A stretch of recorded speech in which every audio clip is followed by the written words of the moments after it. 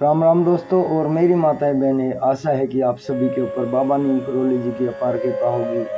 आपके घर परिवार में सभी कुशल मंगल हो, यही मैं प्रभु की शरण में अर्जी लगाता हूँ। मेरे सर्वप्रथम पूज्य गणेश भगवान जी, मेरे प्रभु श्री राम जी, मेरी सीता मैया, मेरे हनुमान बजरंग बली जी, मेरे बाबा नीम करोली जी, मैं आपकी शरण में ये अर्जी लगाता हूँ कि मेरा जो भी भाई, मेरी माताएं बहनें आपकी ये महिमा सुन रहे हैं, देख रहे हैं, उनके सभी कष्ट दूर करो भगवान।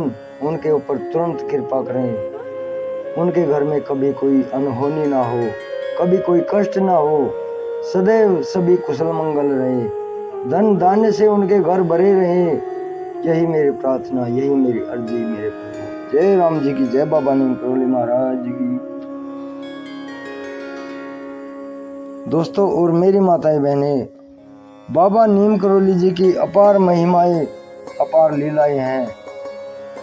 जीवन बीत जाएगा लेकिन उनकी महिमा खत्म नहीं होगी, क्योंकि वे स्वयं है, स्वयंभू है, वे हर स्वरूप में है। बाबा नीम करोली जी, उनकी महिमा मैं क्या सुना सकता हूँ, लेकिन उनकी कुछ लीलाएं हैं जिन्हें मैं सुनाने की आपको कोशिश करूँगा। बाबा जी के दरबार में एक वृद्ध आदमी आता है, फटे टूटे कपड़े, और बाबा जी की तरफ देखने लगता है, निहारता है। तो बाबा जी कहते हैं, वहाँ क्यों खड़ा है, अंदर आ, और अपने पास बैठाते हैं।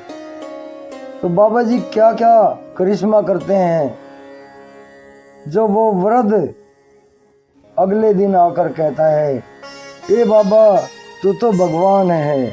बाबा जी ने उसे ऐसा क्या दे दिया जो वो वृद्ध बाबा जी को भगवान बताने लगा। तो इस महिमा को पूरा सुनो मेरे भाई, आपके ऊपर भी सुनते सुनते ही कृपा बरसाएंगे बाबा, ये मेरा हृदय से पूर्ण विश्वास। जय बाबा नीम करोली महाराज जी। हल्द्वानी देवी आयल मिल्स में बाबा जी भक्तों से घिरे हुए विराजमान थे। इतने में नाटा सा कृष्णकाय कांपती देह लिए एक वृद्ध दरवाजे पर खड़ा हो गया। महाराज जी ने आज्ञा दी, इसे यहाँ लाओ। और जब वह आया तो उसे अपने तख्त में ही अपने बगल में बैठा लिया। कुछ खाने को नहीं है तेरे पास, बाबा जी ने पूछा। उसने अपनी कमजोर गर्दन हिला दी। बाबा जी ने उससे फिर पूछा, कहाँ है तेरा लोटा, ला दे। वृद्ध आदमी ने अपनी बगल से एक छोटा सा पीतल का लोटा निकाल दिखाया। वृद्ध ने अपनी बगल से एक छोटा सा पीतल का लोटा निकाल कर दिखाया। महाराज जी ने उस लोटे को अपनी हथेली से उसका मुंह ढकते हुए ले लिया और पुनः वैसे ही उस वृद्ध को देते हुए कहा, इसे ऐसे ही ले जा, दिखाना मत किसी को, घर जाकर देखना। और फिर कान में कुछ कहा भी। वह वृद्ध आदेशानुसार लोटे का मुंह ढक कर ले गया।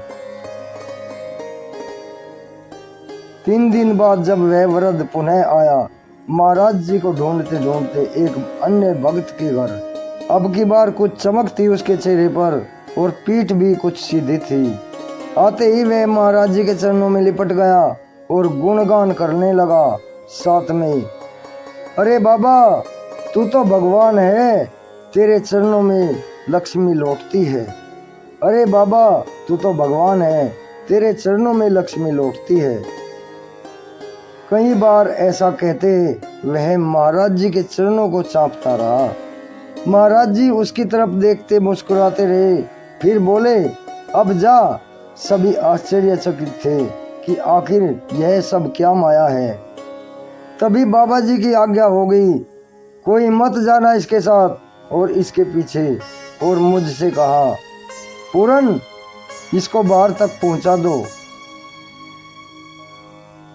बाहर जाकर महाराज जी की लीलाओं के प्रति सदा निर्विकार मेरा मन रहस्य को जानने को उत्सुक हो उठा।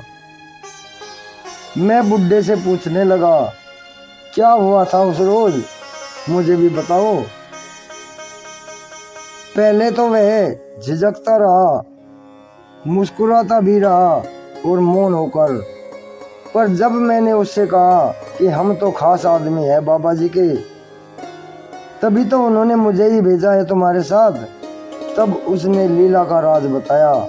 घर जाकर जब हमने लोटे के भीतर देखा तो उसमें 10 रुपए का नोट था। तब चौथे पांचवें दशक में 10 रुपए बहुत हुआ करते थे। मैंने जी भरकर खर्च किया, खूब खाया पिया और रुपये खत्म कर दिए। पर जब दूसरे दिन लोटा उठाया तो उसमें फिर 10 रुपए का नोट मिल गया और कल भी मिला है। बाबा जी ने कहा कि जब तुझे जरूरत होगी लोटे से ले लेना। पूर्ण चंद्र जोशी। बाबा जी ने उसके कान में कहा था कि जब तुझे पैसे की जरूरत होगी लोटे से ले लेना। तो 10 रुपये रोज मिल जाते थे। उस लोटे से 10 रुपये रोज निकलते थे। बाबा जी की महिमा परम्पार है। शंभु अंतर्यामी मेरे बाबा, सर्वांग सर्वस्व सर्वत्र, पूर्ण ब्रह्मांड में उनकी महिमा परम्पार है। जय बाबा नीम करोली महाराज की जय। श्री राम जय। हनुमान जी की जय। मां सीता। दोस्तों और मेरी माताएं बहनें, चैनल को सब्सक्राइब कर लें और आगे भी शेयर करें। बाबा नीम करोली जी का अनंत महिमा। जय बाबा नीम करोली महाराज। सबके कष्ट हरो भगवान।